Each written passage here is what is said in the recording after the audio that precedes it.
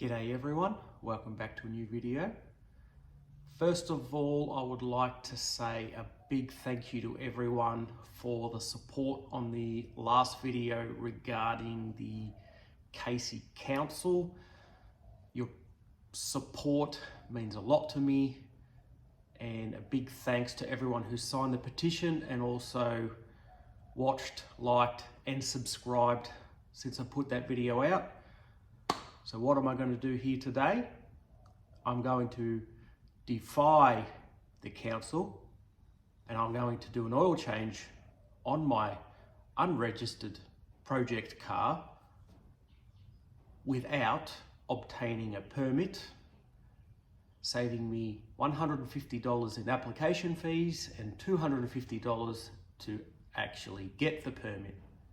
The main reason on why I'm changing the oil in the car is during the reinstallation of the doors and getting the windows working, I had to have the ignition on and off a lot of times, and I didn't take the fuse for the fuel pump relay out and dumped a ton of fuel down the motor, and it's ended up in the oil pan. And we all know that fuel in the oil thins it out and is not good for your engine. So that is why we're going to change the oil. It's not that old to begin with, but I don't want thin oil and ruined bearings and what have you in the motor. Let's do this.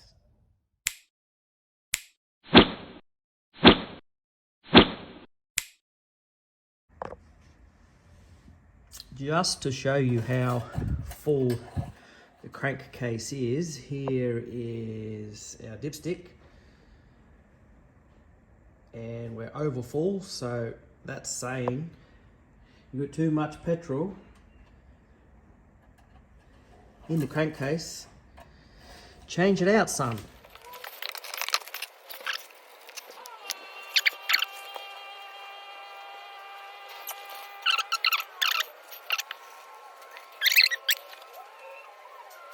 Finally, I got the oil filter off.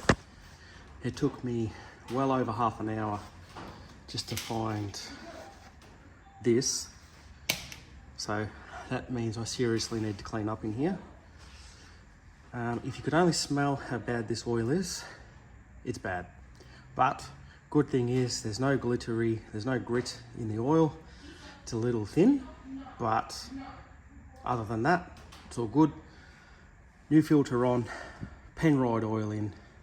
I've half filled the filter up with a new oil, lubed up the seal. Hopefully too much doesn't come out when I put it back on. And then we'll fill up the crank case.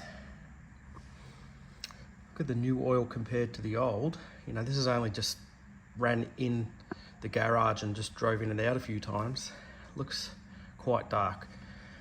That's probably all the fuel that's in there, but it's going to be nice and fresh now. Well, it's now reading full on the dipstick. Let's start it up, let it run a bit, and then we'll check it.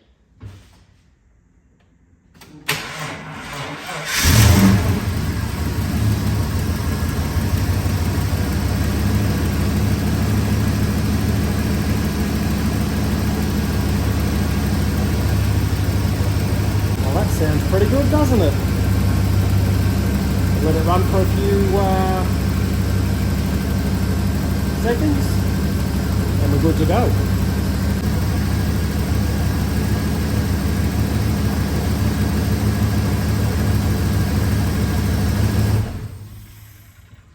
Now that it's ran for 20-30 seconds, we'll double check the oil, make sure we're good on the dipstick. It's very clean. Let's just double check it and hope that we're all good. And we're sitting a smidgen just under the full mark. I'm going to call that good. I did pre-fill the oil filter, so it's not going to drop down much more than that. Job done. Well, there you go. A nice easy job completed in the shed for the cost of oil and a filter.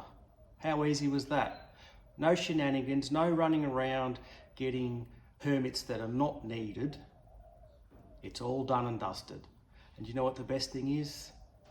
My 2005 Adventurer also needs an oil change. So I will be changing the oil on that tomorrow. Because you know what? It's Christmas holidays. And on Christmas holidays, I like to service my cars and get them ready for the upcoming year. Because this is when I have time off. So I will be doing what I please on my own vehicles in my own property. Don't tell me what I can and can't do. As always, thanks for watching. Thanks for the support. Keep strong, car guys. We can do it. I'll see you next time. Ciao, ciao.